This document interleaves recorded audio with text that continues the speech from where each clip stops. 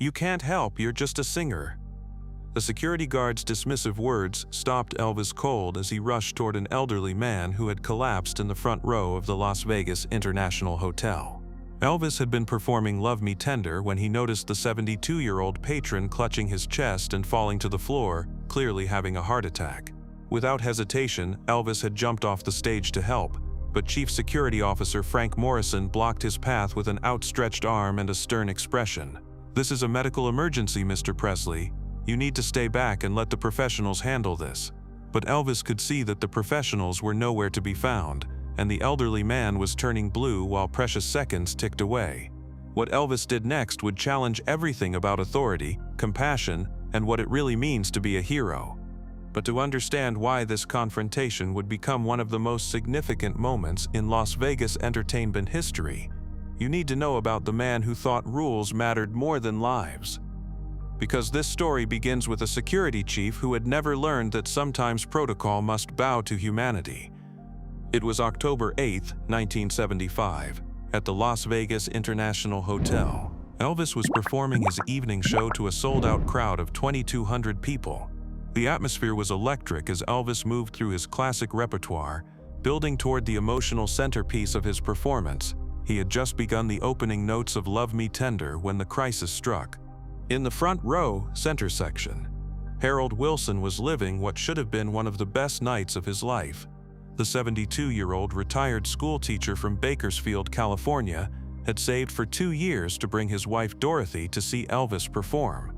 It was their 50th wedding anniversary gift to each other, a dream they'd shared since Elvis first appeared on television in the 1950s. Harold had been feeling chest pains on and off for weeks, but he'd refused to see a doctor. "It's just stress," he'd told Dorothy whenever she expressed concern. "After we get back from Vegas, I'll get checked out." But Harold Wilson wouldn't make it back to Bakersfield. The massive heart attack that struck him during the third verse of Love Me Tender was the kind that kills quickly and without warning. Dorothy watched in horror as her husband of 50 years suddenly grabbed his chest, his face contorting in pain. "Harold!" she screamed as he pitched forward, falling from his seat onto the floor in front of the stage. The people around them immediately began shouting for help, but their voices were lost in the music and the ambient noise of 2,200 people. Elvis, however, noticed immediately. His performer's instincts, honed by decades of reading audiences, told him something was wrong.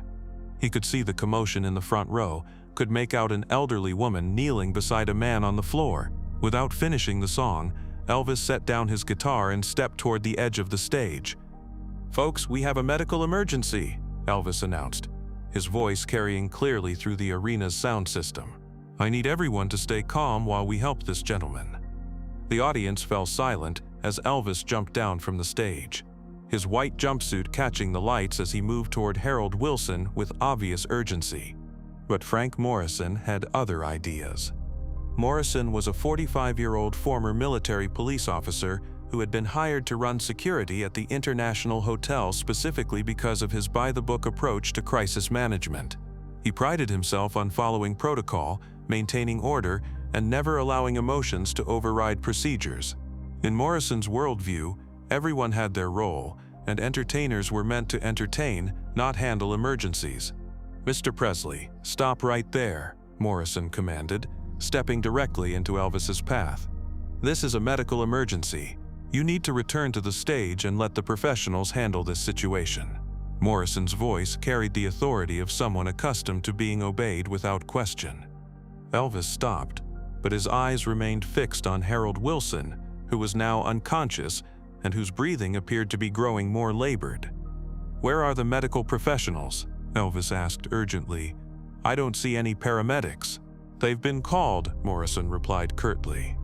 "They'll be here in approximately 8 minutes. Until then, this area is off-limits to unauthorized personnel." The phrase unauthorized personnel hung in the air like an insult. Elvis Presley, the man whose name was on the marquee, whose performance was generating thousands of dollars in revenue for the hotel, was being classified as unauthorized to help save a human life. 8 minutes? Elvis said, his voice rising with disbelief. "Look at him, Frank. That man doesn't have 8 minutes." Harold Wilson's lips were indeed turning blue. a clear sign that his heart wasn't pumping enough oxygen to his vital organs. Dorothy was performing CPR as best she could, but she was 70 years old herself and quickly becoming exhausted. "Mr. Presley," Morrison said, his tone becoming more authoritative, "I understand your concern, but I have strict orders from hotel management. No one except trained medical personnel is allowed to intervene in medical emergencies. This policy exists for liability reasons, and I cannot make exceptions, not even for you." What Morrison didn't understand was that Elvis had more medical training than he realized. During his time in the Army, Elvis had received comprehensive first aid instruction. More importantly, he'd grown up watching his mother Gladys struggle with heart problems, and he recognized the signs of cardiac distress better than most civilians.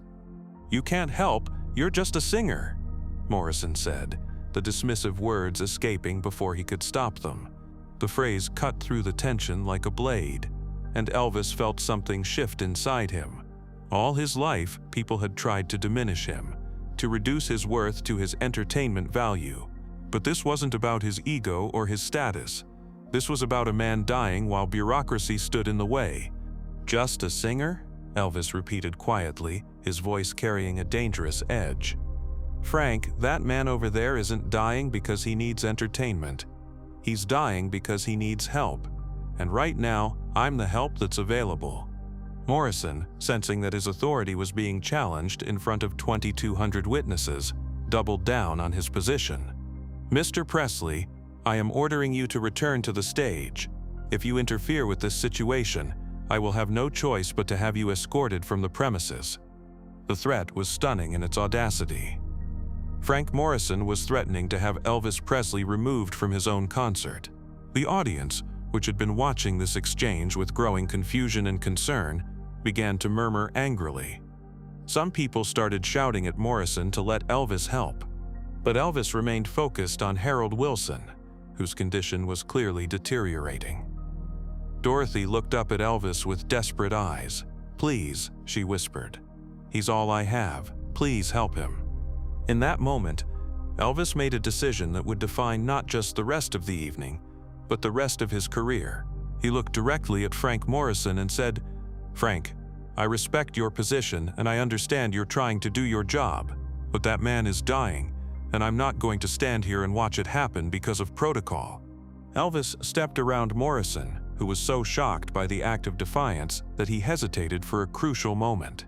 By the time Morrison moved to stop him, Elvis was already kneeling beside Harold Wilson, quickly assessing his condition.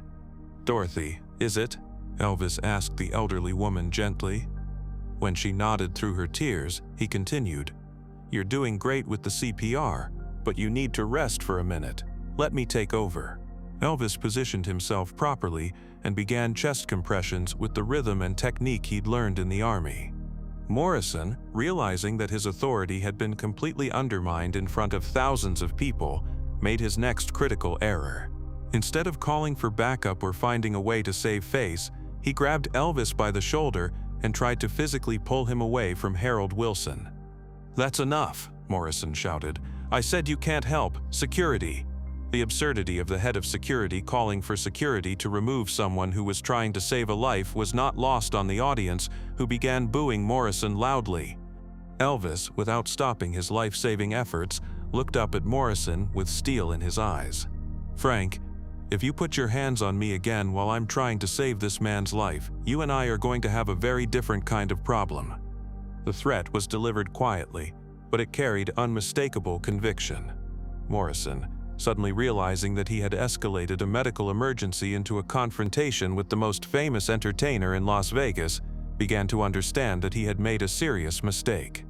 Charlie Hodge, Elvis's longtime guitarist and friend, had followed Elvis down from the stage and now intervened. "Frank," Charlie said diplomatically, "why don't you focus on getting those paramedics here faster? Elvis knows what he's doing, and that man needs help now." Morrison, faced with the choice of continuing a confrontation he was clearly losing or finding a way to retreat with some dignity intact, chose the latter. "The paramedics are en route," he announced to the crowd, as if this had been his plan all along. Meanwhile, Elvis continued working on Harold Wilson with calm efficiency. His chest compressions were steady and properly positioned, and he periodically checked for a pulse.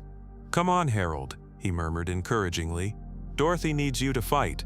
50 years of marriage is too precious to lose now." After what felt like an eternity but was actually less than 3 minutes, Harold Wilson began to respond. His eyes fluttered open, and he gasped, drawing a shaky but real breath. The crowd erupted in cheers, and Dorothy burst into fresh tears of relief. "That's it, Harold," Elvis said softly. "Stay with us, help is coming, but you're going to be okay." Harold's color was improving, and his breathing, while still labored, was becoming more regular. When the paramedics finally arrived, they found a stable patient and a singer who had probably saved a man's life. The lead paramedic, after quickly assessing Harold's condition, looked at Elvis with professional respect. "Nice work," he said simply. "You kept him alive until we could get here." As Harold Wilson was carefully loaded onto a stretcher and prepared for transport to the hospital, he managed to grab Elvis's hand. "Thank you," he whispered, his voice weak but sincere. "You saved my life." Elvis squeezed the elderly man's hand gently. "You just take care of yourself, Harold, and take care of Dorothy. She loves you very much." The confrontation with Frank Morrison wasn't over, however. As the paramedics wheeled Harold away, Morrison approached Elvis, his face flushed with anger and embarrassment. "Mr. Presley, we need to discuss what happened here tonight." Elvis, still kneeling where Harold had fallen, looked up at Morrison with disappointment rather than anger. "What happened here tonight, Frank, is that a man lived instead of died. If you want to discuss that, I'm listening." Morrison, realizing that any criticism of Elvis's life-saving actions would make him look petty and callous, struggled to find words that would restore his authority without appearing heartless. "Mr. Presley, I hope you understand that I was only trying to follow hotel policy. We have these procedures for a reason." Elvis stood up slowly, his white jumpsuit now wrinkled and stained, but his dignity intact. "Frank, I understand you have a job to do, but I hope you understand that some things are more important than policy. That man has a wife who loves him, probably children and grandchildren who need him. No procedure is worth more than that." The exchange was being watched by 2,200 people who had just witnessed something unprecedented, a confrontation between rigid authority and human compassion, with compassion winning decisively. The audience began applauding, not for the entertainment they'd paid to see, but for the humanity they'd witnessed. Frank Morrison, faced with the choice of continuing to defend his increasingly indefensible position or acknowledging his mistake, chose a third option. He walked away without another word, leaving Elvis alone on the stage floor where he'd just saved a man's life. Elvis returned to the stage to thunderous applause. But the mood of the evening had changed. This was no longer just a concert. It had become something much more significant. Elvis picked up his guitar and looked out at the audience with new understanding. "Ladies and gentlemen," he said, his voice carrying a gravity it hadn't held earlier in the evening. "What happened here tonight reminded me of something important. We're all human beings first, everything else second. Harold Wilson is on his way to the hospital, and because of your prayers and support, he's going to be okay." Elvis dedicated the rest of his performance to Harold and Dorothy Wilson. But more than that, he used the platform to talk about the importance of helping others, regardless of what rules or procedures might stand in the way. Sometimes, he told the audience, doing the right thing means ignoring what people tell you you can't do. The story of Elvis's confrontation with Frank Morrison spread quickly through Las Vegas and beyond. Within days, every major entertainment venue in the city was reviewing their emergency response procedures, specifically addressing the role that performers and other staff members could play in crisis situations. The International Hotel quietly revised its policies to allow for discretionary intervention in medical emergencies, and Frank Morrison was reassigned to duties that didn't involve direct contact with performers or audiences. The hotel management, recognizing that Morrison's rigid interpretation of policy had nearly resulted in a public relations disaster, implemented new training programs focused on balancing procedure with common sense. More significantly, Elvis's actions that night influenced emergency response protocols throughout the entertainment industry. The Presley precedent, as it came to be known, established that in life-threatening situations, the preservation of human life takes priority over venue policies or liability concerns. Harold Wilson recovered fully from his heart attack and lived for another 12 years. He and Dorothy returned to see Elvis perform several more times, and Elvis always made a point of acknowledging them from the stage. Harold often said that Elvis didn't just save his life that night, he taught him that true authority comes from caring about people, not from enforcing rules. Dorothy Wilson, in a letter she wrote to Elvis after Harold's recovery, perhaps summed up the incident best. "You could have listened to that security guard and followed the rules. Instead, you listened to your heart and saved a life. That's the difference between someone who has a job and someone who has a calling." The confrontation with Frank Morrison also changed Elvis's perspective on his own role and responsibilities. Joe Esposito, Elvis's road manager, noticed that Elvis began paying closer attention to venue security and emergency procedures at all his performances. He started requesting briefings on medical response capabilities and insisted on knowing where the nearest hospitals were located. After the Morrison incident, Elvis realized that being a performer carried responsibilities beyond just entertaining people, Joe recalled. He understood that when you're on stage, you're in a position of leadership, and sometimes that means making hard choices about what's right versus what's convenient. Elvis also became an advocate for better emergency medical training for entertainment industry personnel. He funded first aid training programs for security guards, ushers, and other venue staff at hotels and concert halls throughout Las Vegas and beyond. The incident influenced Elvis's music as well. He began incorporating songs into his performances that dealt with themes of helping others and standing up for what's right, regardless of the consequences. His rendition of "He Ain't Heavy, He's My Brother" became a regular part of his shows, often dedicated to emergency responders and healthcare workers. Years later, when asked about the Morrison incident during an interview, Elvis reflected on the broader lessons of that night. "I learned that sometimes the most important thing you can do is ignore what people tell you you can't do. Frank Morrison was doing his job the way he thought it should be done, but sometimes following orders isn't the same as doing what's right."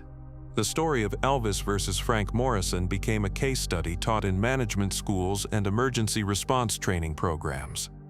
It demonstrated how rigid adherence to policy, without consideration for circumstances or common sense, can lead to poor outcomes and damaged reputations. Leadership experts began using the incident to illustrate the difference between authority based on position and authority based on moral conviction. Elvis had no official authority to override Morrison's decisions, but his willingness to take personal responsibility for Harold Wilson's welfare gave him a moral authority that Morrison's position couldn't match. The incident also highlighted the importance of empowering employees to use judgment in crisis situations. Organizations began revising their emergency procedures to include provisions for discretionary intervention when lives were at stake, recognizing that no policy manual can anticipate every possible scenario. Frank Morrison himself eventually acknowledged that he had handled the situation poorly. In a rare interview several years later, he admitted, "I was so focused on following procedures that I lost sight of why those procedures existed in the first place. They're supposed to help people, not prevent people from being helped." Morrison left the hotel security business after the incident and became a paramedic, saying that he wanted to work in a field where helping people was the only priority that mattered. He credited Elvis with teaching him that true leadership sometimes means knowing when to break the rules. Today, more than 45 years after that October night in Las Vegas, the story of Elvis and the security guard continues to resonate as a powerful example of moral courage in the face of institutional resistance. It reminds us that in critical moments, we all have the choice between following orders and following our conscience, between protecting ourselves and protecting others. Harold Wilson lived to see his great-grandchildren born, and he made sure they all knew the story of the night Elvis Presley saved his life by refusing to be just a singer. The lesson he passed down to them was simple. When someone needs help, you help them, regardless of what anyone else says you're supposed to do. The confrontation between Elvis and Frank Morrison serves as a timeless reminder that true authority comes not from the power to control others, But from the courage to do what's right when doing what's right isn't easy. Sometimes the most important thing a person can do is ignore what they're told they can't do and listen instead to what their conscience tells them they must do. Have you ever had to choose between following rules and doing what you knew was right? Share your story in the comments below, because just like Elvis proved that night in Las Vegas, sometimes the most heroic thing any of us can do is refuse to let protocol stand in the way of helping someone who needs it. But the ripple effects of that October night in 1975 continued to spread far beyond one confrontation between an entertainer and a security guard. What started as a clash over authority and protocol would eventually transform how the entire hospitality and entertainment industry approached emergency response and employee empowerment. Within weeks of the incident, the story of Elvis versus Frank Morrison had become legendary throughout Las Vegas. Hotel managers and entertainment venue operators began holding emergency meetings to review their own policies. The question that haunted many of them was simple: what if this had happened at our facility? The International Hotel quietly revised their emergency response protocols to allow for discretionary intervention by qualified personnel in life-threatening situations. Frank Morrison was reassigned to a position without direct contact with performers or guests, and the hotel implemented comprehensive retraining for all security personnel. Dr. Patricia Williams, a crisis management consultant brought in to develop new protocols, later wrote about the incident in her book Authority and Compassion in Crisis Management. She identified the Elvis Morrison confrontation as a perfect example of how rigid thinking can create unnecessary conflicts and dangerous outcomes. Frank Morrison wasn't wrong to want to follow procedures, but he failed to understand that procedures exist to help people, not to prevent people from being helped, Dr. Williams wrote. Her analysis became required reading in hospitality management programs across the country. The incident also caught the attention of emergency medical services professionals.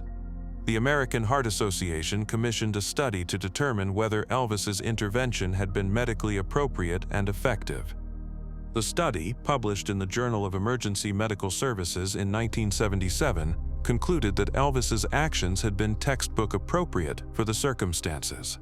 Dr. Robert Chen, the cardiologist who treated Harold Wilson, provided testimony. Mr. Wilson's survival was directly attributable to the immediate CPR he received. Without that intervention, the delay would almost certainly have been fatal. This led to a revolution in emergency response training throughout the entertainment and hospitality industries. Hotels, casinos, and concert venues began requiring comprehensive first aid and CPR training for all staff members.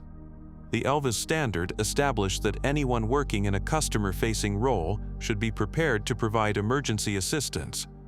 The Las Vegas Hotel and Casino Association established the Harold Wilson Memorial Fund for Emergency Response Training, providing scholarships for hospitality workers to receive advanced medical training. Harold Wilson himself became an advocate for emergency preparedness, speaking at industry conferences with Dorothy. That night, Elvis wasn't thinking about liability or procedures.